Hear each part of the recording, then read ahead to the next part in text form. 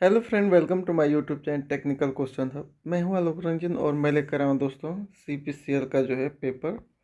और ये दोनों जो है कैटेगरी 1 कैटेगरी 2 दोनों के लिए जो है बहुत ही यूज़फुल होगा, क्योंकि इसमें जो क्वेश्चन हैं बहुत ही, समझ लीजिए कि इम्पोर्टेंट है। कह सकते हैं कि कई बार आ चुके हैं, हर पेपर में ये आते हैं। ठीक है, तो पहला जैसे क्वेश्चन पूछ रहा है, इसमें जो है केमिकल टेक्नोलॉजी से है, इंस्ट्रूमेंटेशन से है, फ्लूइड मैकेनिक्स से है और पेट्रोलियम इंडस्ट्री से सबसे ज़्यादा क्वेश्चन है। ठीक है, तो जो है सीमेंट में पूछ रहा है कि सीमेंट में मेनली क्या होता है।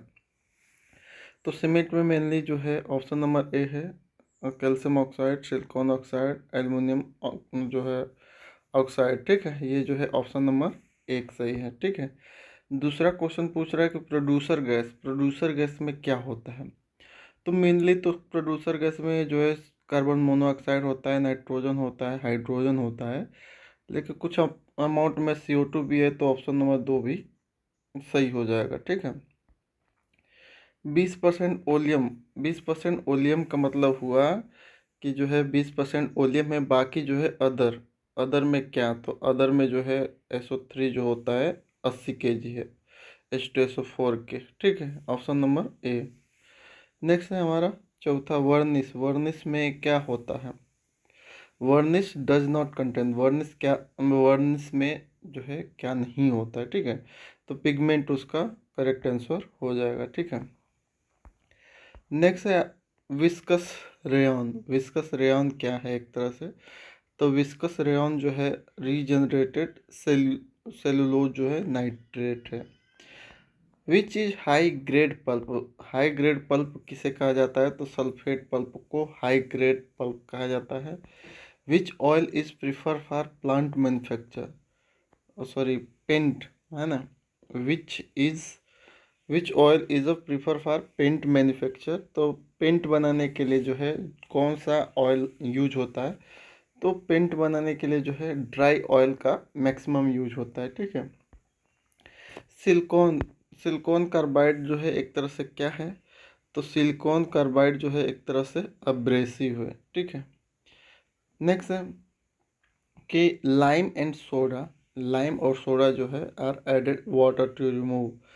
ये वाटर ट्रीटमेंट से क्वेश्चन है कि जो लाइम होता है और सोडा होता है, लाइम और सोडा, उसका यूज जो है वाटर में क्या रिमूव करने के लिए किया जाता था। तो ये दोस्तों bicarbonate and sulphate of calcium and magnesium, यानी कि लाइम सोडा विधि से आप जो है टेम्परेरी हार्डनेस को रिमूव कर सकते हैं ना। तो लाइम और सोडा जो है एक तरह से बाइकार्बोनेट इम्प्यूरिटी, यानी कि वही टेम्परेरी हार्डनेस, और सल्फेट कैल्शियम और मैग्नीशियम के रिमूव करता था। ठीक है, नेक्स्ट है the temperature in calcium carbide furnace. Calcium carbide furnace में जो है कितना टेम्परेचर रखा जाता है, तो 2000 से 2200 डिग्री टेम्परेचर जो है पूरा आर्क फर्नेस वगैरह में इसको जो है बहुत ज़्यादा टेम्परेचर रखा जाता है। व्यक्ति जो उसमें काम करता है उसके इनसाइड में, तो उसके शरीर पे पानी जो है फेंकते रहते हैं लोग, इतना ज़्यादा टेम्परेचर रहता है। ठीक है, नेक्स्ट क्वेश्चन है कि alum is use as a coagulant in a water treatment to remove. ये भी वाटर ट्रीटमेंट का क्वेश्चन है, बहुत बार आया हुआ है। और इसमें लोग कंफ्यूज हो जाते हैं, क्योंकि एलम का यूज तो कोगुलेटिंग का काम करता है। कोगुलेटिंग यानी कि जो कोगुलेटिव इम्प्यूरिटी है, पार्टिकल है, उनको जो है रिमूव करता है। लेकिन उसके साथ साथ वो क्या करता है दोस्तों, कलर, कलर जैसे आयरन के पार्टिकल वगैरह को रिमूव कर देता है, तो कलर में भी इम्प्यूरिटी आ जाती है। दूसरा जो है टर्बिडिटी तो बढ़ाता ही है। बैक्टीरिया, जैसे आप जो है सेविंग करते हो तो एलम का यूज कर लेते हो, क्यों, क्योंकि वो एक तो कोगुलेटिंग का काम करेगा, दूसरा जो है वो बैक्टीरिया भी रिमूव कर किल कर सकता है। तो इसलिए अगर ये क्वेश्चन आ जाए कि एलम का यूज मेनली वाटर में किसके रिमूवल के लिए है, तो कलर टर्बिडिटी बैक्टीरिया है, तो ऑल ABC अगर है तो सब पे मार दो।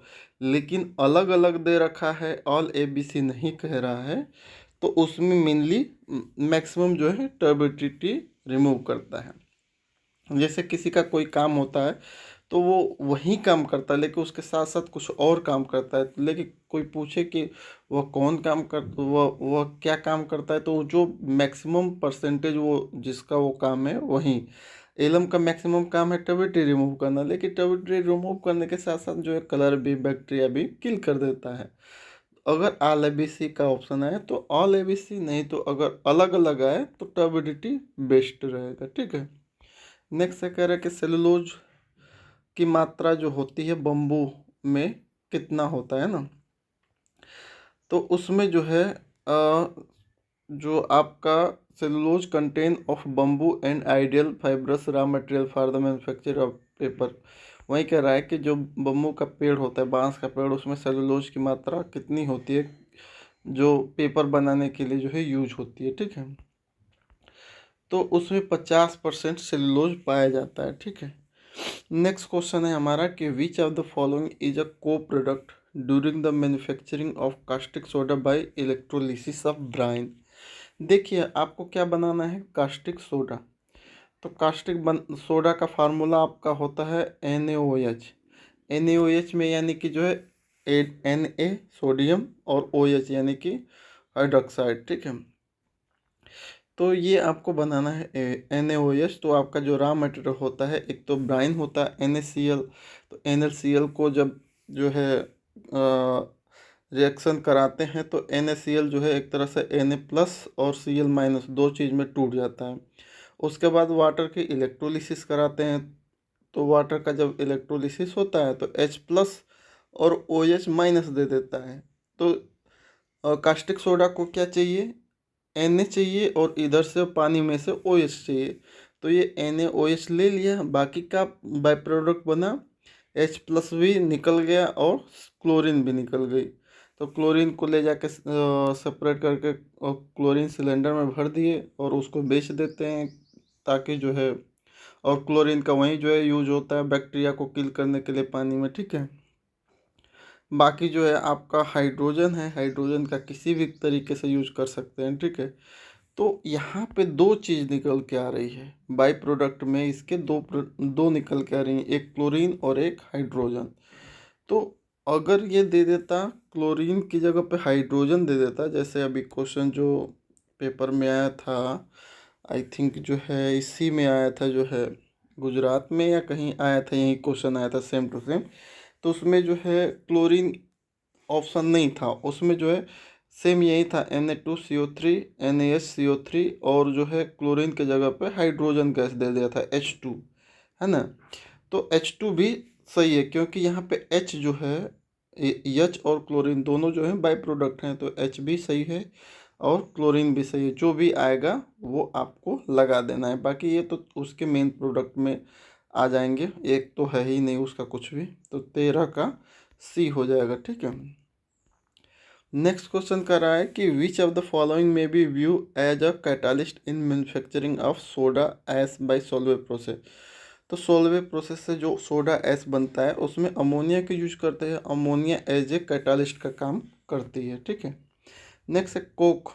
कोक का जो है कैल्शियम कार्बाइड बनाने के प्रोडक्शन में किया जाता है, तो उसकी क्या प्रॉपर्टी होनी चाहिए, तो उसकी प्रॉपर्टी लो एस कंटेन होना चाहिए, लो इग्निशन टेम्परेचर होना चाहिए, हाई इलेक्ट्रिकल रेजिस्टिविटी होनी चाहिए, यानी कि ऑल ऑफ दीज। ठीक है।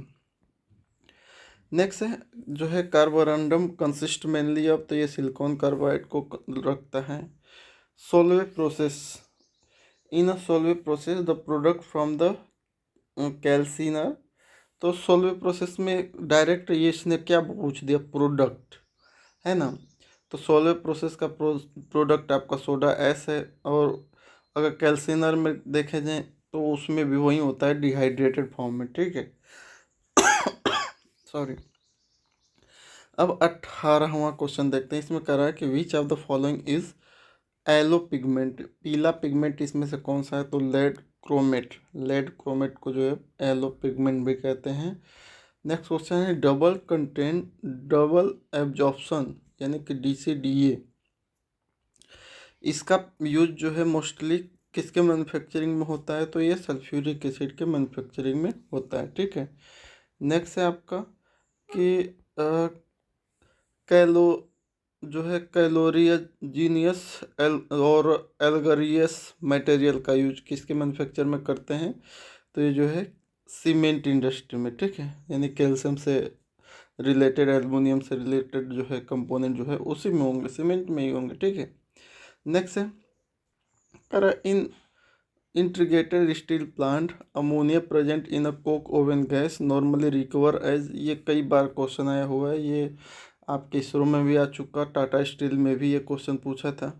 तो ये NH4 का होल ट्वाइस SO4 है, ठीक है। नेक्स्ट है which of the following is a not a coal tar distillation. तो कोलतार में कोलतार डिस्टिलेशन में बेसिकली आपको कोक मिलता है, तो कोक यहाँ पे कोई ऑप्शन नहीं है। एंथ्रासाइट एक तो कोयला है, बाकी जो ये कस्टर ऑयल, कार्बोलिक ऑयल, ये तो एक तरह से ऑयल जो पाए जाते हैं अलग अलग सोर्सेस से, वो है। तो यहाँ पे नन ऑफ दीज इसका करेक्ट आंसर हो जाएगा। साल्ट केक जिसे ग्लोबल साल्ट भी कहते हैं, अगर ग्लोबल साल्ट दे दे तो Na2SO4 आप डायरेक्ट लगा दो, लेकिन उसको साल्ट केक भी कहा जाता है, तो वही कह रहा है कि salt cake is use in manufacture of, तो Na2SO4 में जिसे ग्लोबल साल्ट भी कहते हैं। तो साल्ट केक का फार्मूला, तो मतलब सॉरी, साल्ट केक का यूज मेनली किस में है, तो आप कह सकते हैं ग्लोबल साल्ट के निर्माण में, Na2SO4, ठीक है। नेक्स्ट है फास्फोरिक एसिड, ये भी बहुत इंपॉर्टेंट है, कह रहा है फास्फोरिक एसिड को कैसे प्रिपेयर किया जाता है। तो इसमें जो है रॉ मटेरियल जो है सल्फ्यूरिक एसिड और रॉक फास्फेट है, तो सल्फ्यूरिक एसिड इसमें दिया नहीं है, तो इसलिए रॉक फास्फेट इसका हो जाएगा। सल्फ्यूरिक एसिड का बेसिकली यूज कहाँ पे होता है, किस इंडस्ट्री में होता है सबसे ज़्यादा? तो सल्फ्यूरिक एसिड का बेसिकली यूज जो है फर्टिलाइजर इंडस्ट्री में होता है। जैसे फास्फोरिक एसिड बना आप फास्फोरिक एसिड का आप DAP जो है डाई अमोनियम फास्फेट बनाते हैं, तो उसमें जो है सल्फ्यूरिक एसिड ही मेन है आपका, जो है फास्फोरिक रॉक के साथ सल्फ्यूरिक एसिड। इसके अलावा जो DAP, बाकी और भी जितने भी फास्फेटिक फर्टिलाइज़र हैं उन सब में जो है सल्फ्यूरिक एसिड का यूज होता है, ठीक है। नेक्स्ट है response of a system to a, अब देखिए वहाँ तक तो इसने जो है केमिकल टेक्नोलॉजी के सारे क्वेश्चन रख दिया, अब जो है इंस्ट्रूमेंट के क्वेश्चन रखा है। तो अगर आप यकीन मानिए, अगर ये सारे जो इंस्ट्रूमेंटेशन के क्वेश्चन अगर पढ़ ले रहे हैं, समझ ले रहे हैं, तो इससे बाहर कहीं नहीं पूछेगा, बहुत अच्छे इंस्ट्रूमेंट के क्वेश्चन हैं। और आपके सिलेबस में भी इंस्ट्रूमेंट है, केमिकल टेक्नोलॉजी है, तो बिल्कुल अच्छे से इसको देख लीजिएगा। क्वेश्चन क्या कह रहा है कि response of a system to a sinusoidal input is called, तो उसे फ्रीक्वेंसी कहते हैं। कह रहा है phase lag of the sinusoidal response of a first order system, तो phase lag of a sinusoidal response of first order system कितना माना जाता है? तो 90 डिग्री, हाँ 90 डिग्री है, 90 डिग्री माना जाता है। Next when the dumping coefficient is unity, यानी कि जब डंपिंग कोफिशिएंट 1 हो तो उसको क्या कहा जाएगा? तो उसको क्रिटिकली डंप कहा जाएगा। डेड जोन क्या होता है? तो डेड जोन जो होता है maximum change in a variable that does not change the reading of the instrument, ठीक है। यानी कि वो मैक्सिमम चेंज जिसकी वजह से जो है रीडिंग में कोई चेंज नहीं हुई, उसको जो है लेग कहते हैं, ठीक है। Response of a linear control system for a change in set point is called, ठीक है, तो उसे सर्वो प्रॉब्लम कहते हैं। 31 कह रहा है कि a stable system is one, तो स्टेबल सिस्टम वन है वो है जिसमें जो है for which the output response is bounded for all bounded input, ठीक है। नेक्स्ट है the frequency at which maximum amplitude ratio is attained is called, तो उसे रेजोनेंट कहते हैं। ये इफको में भी क्वेश्चन आया था। नेक्स्ट है for measuring of the temperature red hot furnace, ये सभी जगह आता है। रेड हॉट फर्नेस का टेम्परेचर आपको मेजर करना है, तो उस केस में किस इंस्ट्रूमेंट का यूज करोगे? तो इसमें जो है पायरोमीटर, यहाँ पे कहीं भी पायरोमीटर है तो उसको लगा दीजिए, ऑप्टिकल पायरोमीटर का, ठीक है। कह रहा है कि डिज़ायरेबल कैरेक्टरिस्टिक ऑफ इंस्ट्रूमेंट इसमें से कौन सा है? तो ये दोस्तों हाई फिडिलिटी है, ठीक है। नेक्स्ट है which of the following show maximum deep effect, यानी कि कह रहा है कि indicating reverse direction of temperature change, यानी कि जो है इसमें से कौन सा ऐसा है जो टेम्परेचर जैसे घटा दो तो बहुत तेज़ी से जो है वो रिवर्स डायरेक्शन में जो है डीप इफेक्ट बताता है। तो वो जो है मरकरी थर्मोमीटर, जैसे जैसे ही आप मुंह में रखते हो थर्मामीटर को तो उसकी रीडिंग बढ़ती है, और जैसे ही हटाते तो तेज़ी से जो है डाउन होते दिखता है ना। नेक्स्ट है थर्मोकपल। थर्मोकपल का यूज क्या मेजर करने के लिए सबसे ज़्यादा होता है, तो वो जो है हाई और लो टेम्परेचर दोनों को मेजर कर सकता है। तो ये इंस्ट्रूमेंट के जितने क्वेश्चन हैं एक अपने आप में बहुत ही इम्पोर्टेंट हैं, कई बार आ चुके हैं, ठीक है। नेक्स्ट है करें if response of a control system is to be free of offset and oscillation the most suitable controller is called, तो उसे जो है पीआईडी कंट्रोलर कहेंगे, ठीक है। नेक्स्ट है degree to which an instrument indicate the change in measure variable without dynamic error is called, तो उसे फिडिलिटी कहेंगे। नेक्स्ट है पिरानी गेज का यूज किसके मेजरमेंट के लिए यूज होता है, तो हाई वैक्यूम के लिए यूज होता है। नेक्स्ट है the level of liquid under pressure can not be determine using, यानी कि level of liquid under pressure, pressure से दबा के जो है लिक्विड का लेवल रखा गया है तो उसको जो है कैसे डिटरमाइन नहीं किया जा सकता, सॉरी, तो उस लेवल को कैसे डिटरमाइन किया जा सकता है, तो वो है डिफरेंशियल प्रेशर मैनोमीटर से, ठीक है। बैरोमीटर, ये कई बार क्वेश्चन बहुत कंफ्यूज करता है, कह रहा है कि बैरोमीटर क्या मेजर करता है, ठीक है। तो कहीं कहीं एब्सोल्यूट है तो एब्सोल्यूट प्रेशर को लगा दो, अगर एब्सोल्यूट प्रेशर नहीं है तो लोकल एटमॉस्फेरिक प्रेशर अगर है तो भी उसको लगा दीजिए, एब्सोल्यूट है तो भी लगा दीजिए, अगर बैरोमेट्रिक प्रेशर लिखा है तो भी लगा दीजिए। तीन तरह से ये क्वेश्चन पूछता है, ठीक है। ये वेरिएबल एरिया मीटर है तो आप रोटामीटर को जानते ही हो। गेन मार्जिन किसके इक्वल होता है, तो ये जो है एम्पलीट्यूड के रेशियो के रेसिप्रोकल है, ठीक है। नेक्स्ट है ये भी कई ये सारे क्वेश्चन आ चुके हैं। और board stability method open loop transfer function के लिए यूज किया जा सकता है, ठीक है। करें कि ये भी बहुत मैक्सिमम क्वेश्चन पूछा गया है कि जो है कंट्रोलर हैज़ मैक्सिमम ऑफसेट, कौन सा ऐसा कंट्रोलर है जिसमें मैक्सिमम ऑफसेट है, तो वो पी कंट्रोलर, ठीक है। Process degree of freedom indicate, तो इसको कहते हैं the maximum number of controller to be use, ठीक है। नेक्स्ट है कास्केड कंट्रोल का मतलब क्या है कि जहाँ पे एक या एक से अधिक है ना, कह सकते हैं कि मोर देन फीडबैक लूप जो है जहाँ पे यूज हो वहाँ पे जो है कास्केड कंट्रोलर का यूज करते हैं, और यही उसका मतलब भी है, ठीक है। नेक्स्ट है कास्केड कंट्रोलर का मतलब जैसे आप समझ लीजिए कि कास्केड कंट्रोल वहाँ पे होता है, जैसे बॉयलर है, बॉयलर में स्टीम बन रही है तो एक तो स्टीम को देखना है, उसके वाटर लेवल को देखना है, ठीक है। तो मतलब ड्रम के लेवल को भी देखना है, स्टीम जो बन रही है उसको भी देखना है, तीसरा पानी जो उसमें ड्रम में जा रहा है उसको भी देखना है।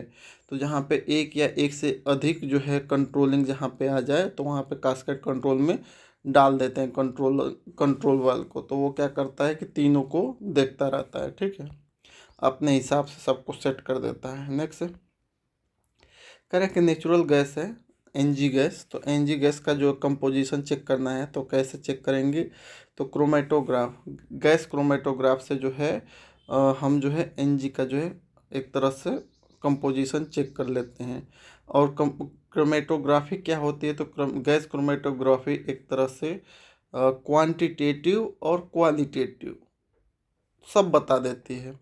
क्वांटिटेटिव क्वालिटेटिव का मतलब जैसे गैस क्रोमेटोग्राफी में अगर आप जो है एक जो है आपको सबसे सिंपल बताऊं कि जैसे अगर आप क्रोमेटोग्राफी में जो है ऑयल रखेंगे, जो एडिबल ऑयल जैसे सरसों का तेल है, अगर उसमें आप रख देंगे, ठीक है, तो वो क्वांटिटेटिव और क्वालिटेटिव एनालिसिस देगा, मतलब कि उस वो बता देगा कि सरसों का तेल में लिनोलोनिक एसिड पाई जाती है, तो वो बता देगा कि इसमें 60% लिनोलोनिक एसिड है या 70, और जो है बाकी जो है 30% आपका जो है आप पाम ऑयल इसमें मिला हुआ है। बाकी 10% में आपके जितने भी इंग्रेडिएंट और जो है एंटी ऑक्सीडेंट और बाकी एक्स्ट्रा जितने भी केमिकल हैं वो जो है उतने परसेंट मिले हैं। ठीक है, यानी कि एक तो क्वांटिटी भी बता देगा और क्वालिटी भी बता देगा किस टाइप का जो है आपके पास जो है उसमें मिक्सिंग है। तो वह ऐसे एनजी में आप जानते हो मेथेन पाई जाती है, मेथेन के अलावा मॉइस्चर कितना है, उसमें डस्ट पार्टिकल इनसॉल्युबल मतलब डस्ट पार्टिकल कितने हैं, जो भी है जितनी भी क्वांटिटी में है, तो एक तो क्वांटिटेटिव और क्वालिटेटिव दोनों बता देगा। ठीक है, नेक्स्ट क्वेश्चन करा कि यूनिट ऑफ टाइम कांस्टेंट। तो यूनिट ऑफ टाइम कांस्टेंट जो है टाइम के यूनिट के बराबर होता है, यानी कि कह सकते हैं कि उसका भी यूनिट जो होता है टाइम ही होता है, यानी सेकेंड। नेक्स्ट है विच ऑफ द फॉलोइंग जज द एक्यूरेसी ऑफ इंस्ट्रूमेंट। तो एक्यूरेसी ऑफ इंस्ट्रूमेंट को जज करता है कौन सा, स्टैटिक एरर। ठीक है, नेक्स्ट है इनकम्प्लीट। अब देखिए यहाँ तक तो इसने जो है पूरा इंस्ट्रूमेंटेशन रखा। ठीक है, अब जो है यहाँ पे फ्यूल एंड कंजप्शन के क्वेश्चन, फ्यूल एंड कंजप्शन पे सारे क्वेश्चन लाएगा। क्वेश्चन क्या है कि incomplete combustion of fuel is characterise by a.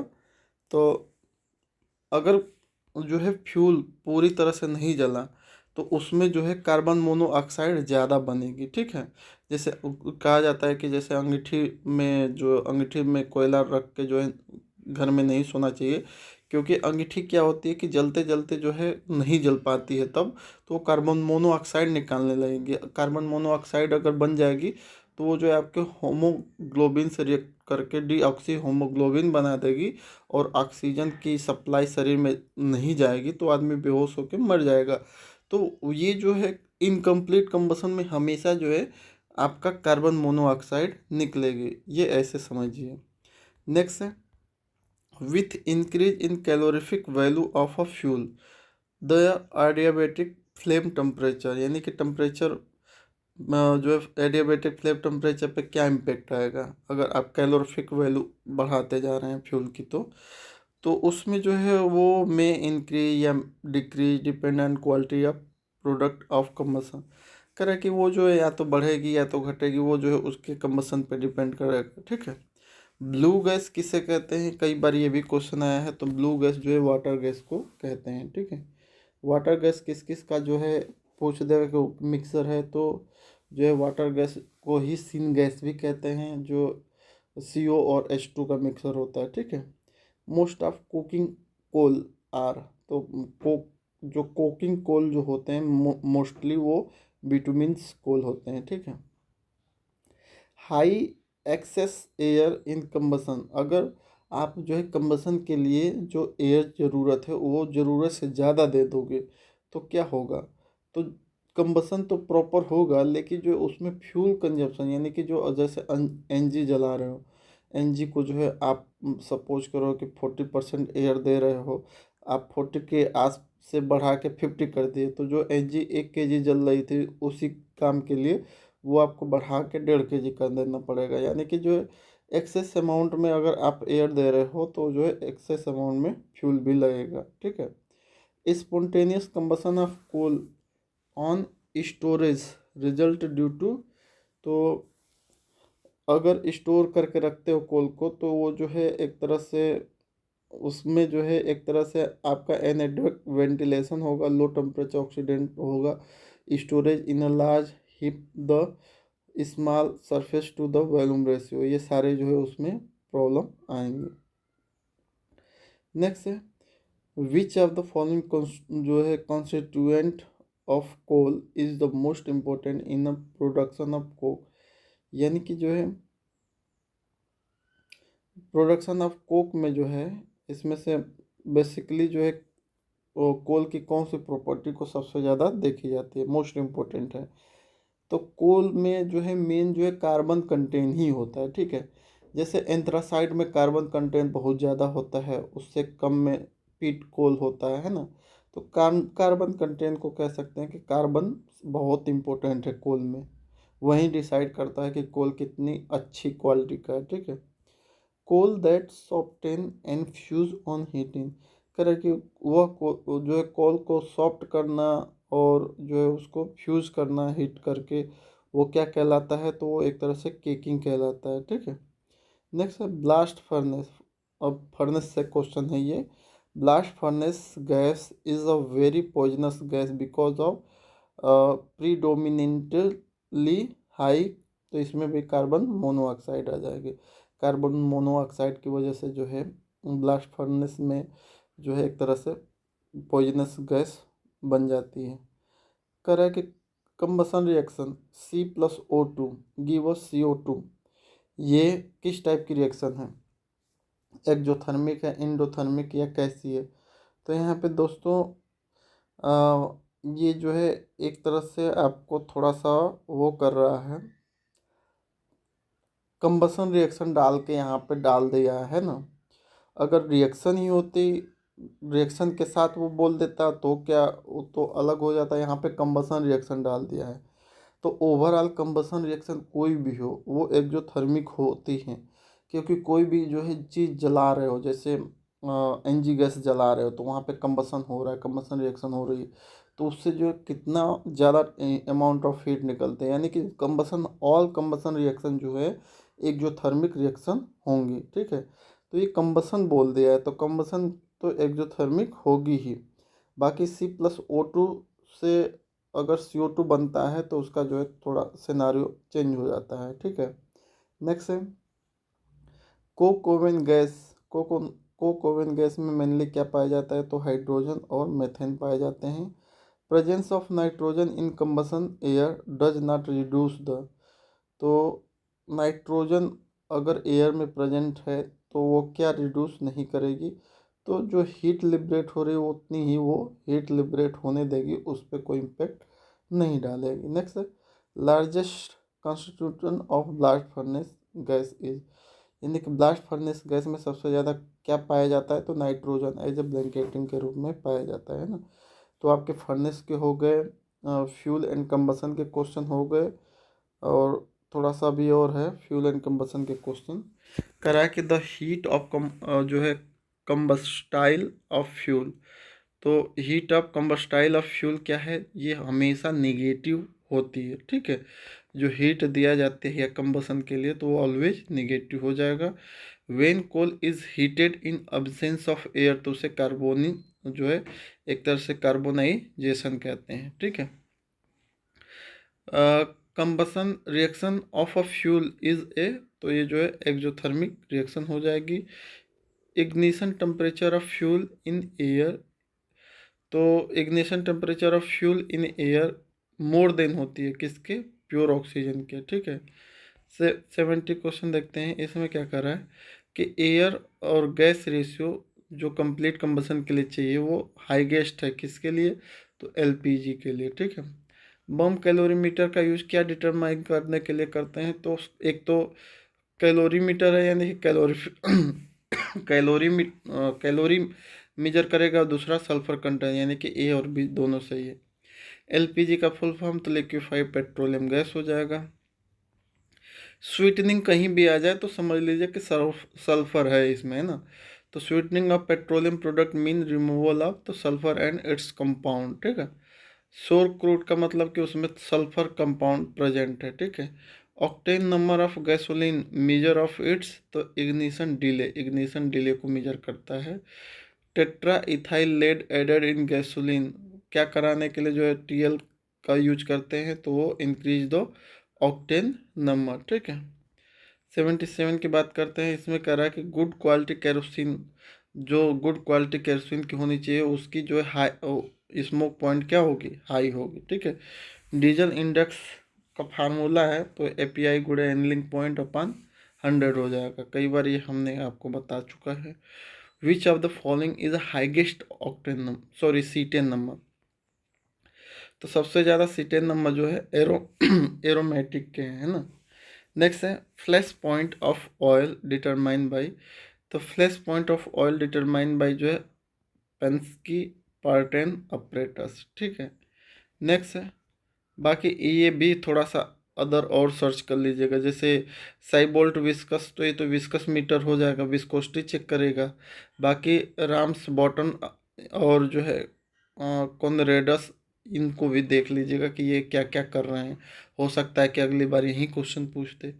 Petroleum क्या है, तो पेट्रोलियम एक तरह से मिक्सचर है माइक्रो क्रिस्टलाइन वैक्स और जो है विस्कस हाइड्रोकार्बन लिक्विड का, ठीक है।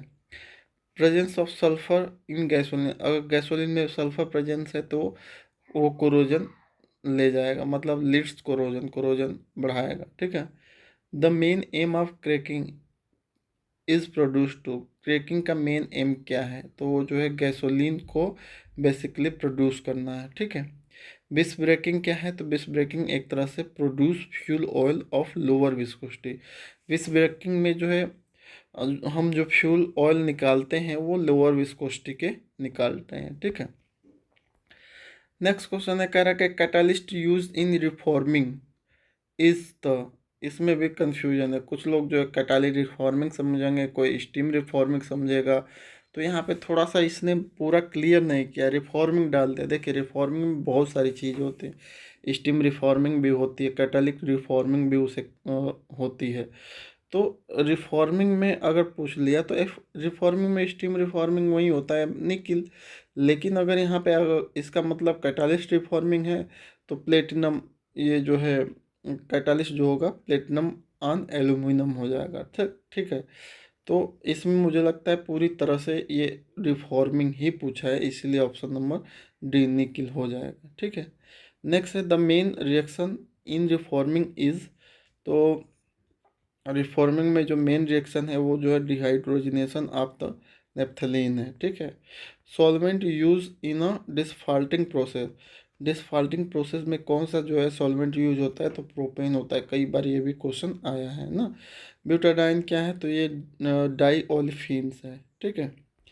तो इसमें जो है ये सब पेट्रोलियम इंडस्ट्री के क्वेश्चन है, ठीक है, बहुत इंपॉर्टेंट। नेक्स्ट क्वेश्चन है कि pick out the additive property of lube oil out of following, तो एडिटिव प्रॉपर्टी ल्यूब ऑयल की क्या है, तो एपीआई जो है एपीआई ग्रेविटी है। नेक्स्ट है, aniline point of diesel is the measure of it, तो एनलिंग पॉइंट जो है एरोमेटिक कंटेंट को मेजर करता है, which is almost absence in crude oil, तो मरकेप्टन क्रूड ऑयल में नहीं होता, उसको बाद में हम मिलाते हैं ताकि जो है अगर एलपीजी गैस लीक हो तो हमें स्मेल से पता चल जाए, तो वो बाद में मिलाते हैं ना। नेक्स्ट है, with increase in number of carbon and hydrogen atom in hydrocarbon molecule the density of petroleum, यानी कि जो है जैसे जैसे कार्बन और हाइड्रोजन के मॉलिक्यूल बढ़ते जाएंगे तो वैसे ही उसकी डेंसिटी पेट्रोलियम प्रोडक्ट की क्या होगी, तो इंक्रीज हो जाएगी, बढ़ जाएगी, ठीक है।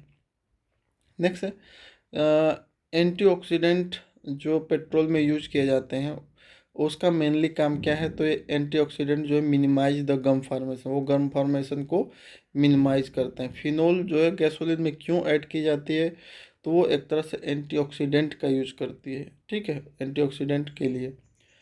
एंटी आइसिंग कंपाउंड कौन सा है, तो एल्कोहल जितना है वो जो है एंटी आइसिंग का एल्कोहल हो गया, और बाकी इथाइल ग्लाइकोल वगैरह ये सारे जो है एंटी आइसिंग का काम करते हैं, ठीक है, जमने नहीं देते हैं किसी भी कंपाउंड में अगर रख डाल दिए जाते हैं तो।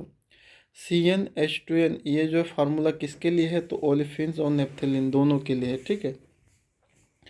नेक्स्ट है, प्रेजेंस ऑफ एरोमेटिक इन, अगर एरोमेटिक प्रेजेंस है तो उस केस में diesel increase its cetane number, उस डीजल की सीटेन नंबर बढ़ जाएगा।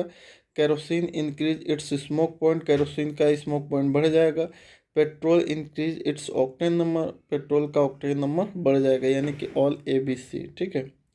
नेक्स्ट है, अब पेट्रोलियम वेल इज ड्राई, कहते हैं कि पेट्रोलियम जो है पेट्रोलियम का जो कुआं ड्राई है, तो इसका मतलब क्या है, तो इसका मतलब यह है कि उसमें बस ओनली NG गैस ही है, ठीक है। नेक्स्ट है, convert n paraffin to i paraffin कौन है, तो आइसोमराइजेशन में ये सब होता है, ठीक है। Wax present in petroleum product, तो ये जो है वैक्स जो होता है पेट्रोलियम प्रोडक्ट में प्रेजेंट है तो वो क्या करेगी, क्रिस्टलाइज आउट लो टेम्परेचर, वो जो है लो टेम्परेचर पे क्रिस्टलाइज हो जाएगी। ठीक है। बाकी दोस्तों इसका जो है आपको नॉन टेक्निकल पोर्शन जो है जैसे रीजनिंग मैथ वगैरह के, तो वो वो नेक्स्ट वीडियो में लाऊंगा। ठीक है। वैसे ये पुराना पेपर मुझे लग रहा है CP30A 10, तो 10 का नहीं होगा, तो जो भी होगा इसका नेक्स्ट पार्ट जो है अभी सॉल्व कर रहा हूँ नॉन टेक का, तो उसके बाद जो है लाऊंगा। ठीक है। थैंक्स फॉर वॉचिंग दोस्तों, जय हिंद।